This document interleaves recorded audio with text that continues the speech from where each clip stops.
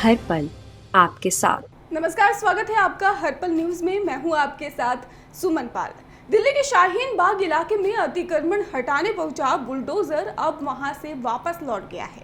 भारी हंगामे के बीच एमसीडी की तरफ से वहां सिर्फ खाना पूर्ति की गई। एमसीडी कर्मचारियों ने वहां सिर्फ एक बिल्डिंग के बाहर लगी लोहे की रोड्स को हटवाया जो वहां रेनोवेशन के काम के लिए लगी थी। पहले शाहीन बाग में आज भारी हंगामा देखने को मिला। कुछ स्थानीय नेता और लोग वहां पर एमसीडी के बुलडोजर के आगे बैठ गए और उन्होंने एमसीडी और बीजेपी के खिलाफ जमकर नारेबाजी की, और जिनके बाद ही आपको बता दें कि उनको हटा दिया गया था और इसके साथ ही कुछ को हिरासत में भी लिया गया है। और फिलहाल शाहीन बाग को लेकर ही अब अतिक्रमण हटाने का मामला सुप्रीम कोर्ट में भी पहुंचा हुआ है। बुलडोजर आने से पहले मौजूद है ना, यहाँ से एक भी ईंट हटाया उन्होंने? कौन सा, आप किस मकान को कहेंगे कि ये अतिक्रमण है?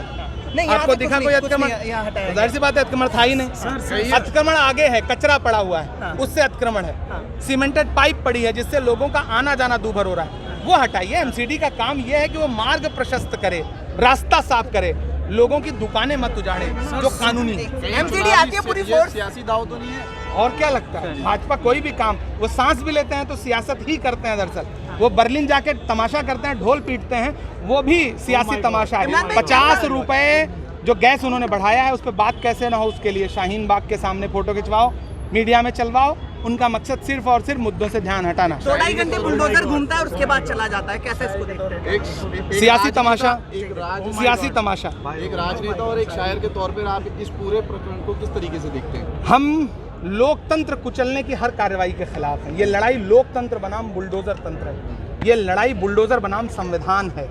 संविधान का पालन भाजपा की सरकारों को करना पड़ेगा। सर, हम सब उसके खिलाफ थोड़ी फैक्ट वाली बात कर लेते हैं। 2 दिन पहले ही जो है दिल्ली हाई कोर्ट और सुप्रीम कोर्ट ने अपने जजमेंट में कहा है दिल्ली को लेकर जो मास्टर प्लान बनाया जा रहा है उसमें ये चीज़ बड़ी शानदार तरीके से कही गई है कि दिल्ली में इंक्रोचमेंट बहुत जगह पे है। अगर आप द्वारका में जाते हैं तो इरीगेशन एंड फ्लड डिपार्टमेंट की ज़मीन जो कि दिल्ली सरकार के अंदर आती है, उस ड्रेन्स तक पे इंक्रोचमेंट है। इन सड़कों पे भी इंक्रोचमेंट था, आज नज़र नहीं आया। आप दिल्ली में कहीं भी घूमिए, हर जगह इंक्रोचमेंट नजर आता है। तो सरकार की तो जिम्मेदारी है ना कि इंक्रोचमेंट हटाए। बिल्कुल, सरकार की जिम्मेदारी है कि वो आदेश गुप्ता के बाहर के भर का इंक्रोचमेंट हटाए। उसको भी आप उस पर सवाल क्यों नहीं करते हैं? आप करिए उस पर सवाल ना। आपको मुझे लगता है यहाँ से सीधे आदेश गुप्ता जी के घर जाना चाहिए और ये देखना चाहिए कि उन्होंने कितना अतिक्रमण कर रखा है, और उसके खिलाफ आपको एमसीडी से गुजारिश करना चाहिए, एमसीडी के अधिकारियों से सवाल पूछना चाहिए कि वो आदेश गुप्ता के घर के बाहर का अतिक्रमण क्यों नहीं हटा रहे हैं। सर, 2020 में सुप्रीम कोर्ट ने रेलवे लाइंस के पास जितनी भी जगह थी उनको हटाने की बात कही। सरिता विहार पास में ही है जहाँ पे भी इंस्पेक्शन हुआ था। अगर उसी मुद्दे पर हटाएंगे आदरणीय, उसी मुद्दे पर सुप्रीम कोर्ट ने स्टे भी दिया है। सर, उसी मुद्दे पर सुप्रीम कोर्ट ने ये भी कहा था कि आपको वो स्टे ऑर्डर, मैं आपको वो बिल्कुल, मैं कौन सा राजनीतिक बयानबाजी कर रहा हूँ? मैं कौन सा बयानबाजी कर रहा हूँ मेरे भाई? कौन सी बयानबाजी कर रहा हूँ? कौन सी बयानबाजी कर रहा हूँ? मैं राजनीतिक बयानबाजी कर रहा हूँ क्या? सर, लेकिन मुद्दे को तो राजनीतिक बनाया जाए ना। आप क्यों आए हैं यहाँ पर? राजनीतिक सवाल क्यों पूछ रहे हैं हम? अच्छा ठीक है, चलिए। ये आपकी जिम्मेदारी है ना कि आप राजनीतिक सवाल मत पूछिए। अगर गरीबों के साथ खड़ा होना राजनीति है तो मैं ऐसी राजनीति करूंगा।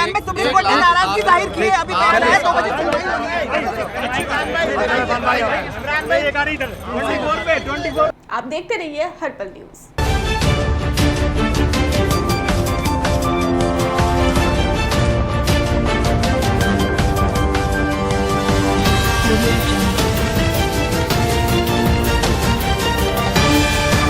हर पल आपके साथ।